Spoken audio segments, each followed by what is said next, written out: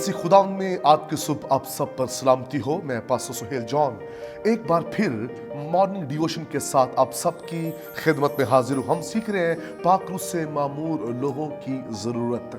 खुदा के लोगों, शहर शहर, गांव गांव, पूरी दुनिया में पाक रूह से मामूर खादमों की ज़रूरत है।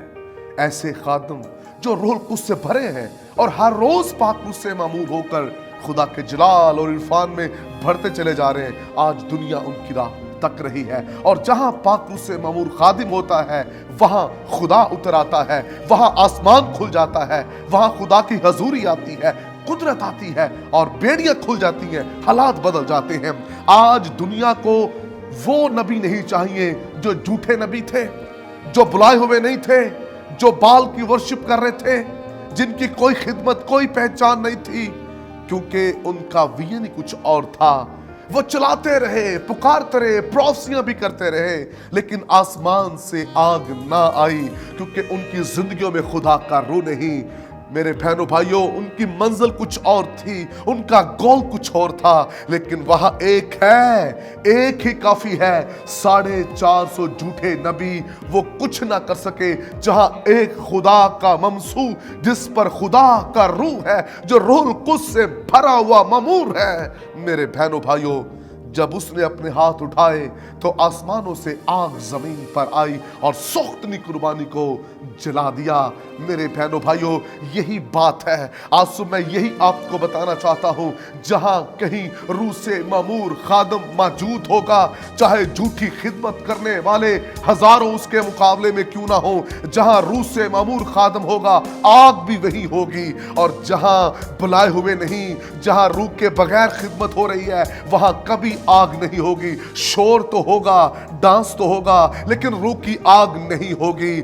आओ मेरे बहनों भाइयों, इस बात को समझिए। ये मत समझिए कि बहुत सा क्राउड हो जाएगा तो रूह कुद्स आएगा, या बहुत कम लोग होंगे तो पाक रूह की ज्यादा आग आएगी। क्राउड से या कम या ज्यादा से नहीं, बल्कि रूह कुद्स की आग तब आती है जब आप पर खुदा का रूह होता है, आप रूह कुद्स की ताबेदारी में चलते हैं, आप हर रोज मामूर होते जाते हैं, और ऐसे ही उसकी आग आपकी जिंदगी में बढ़ती चली जाती है।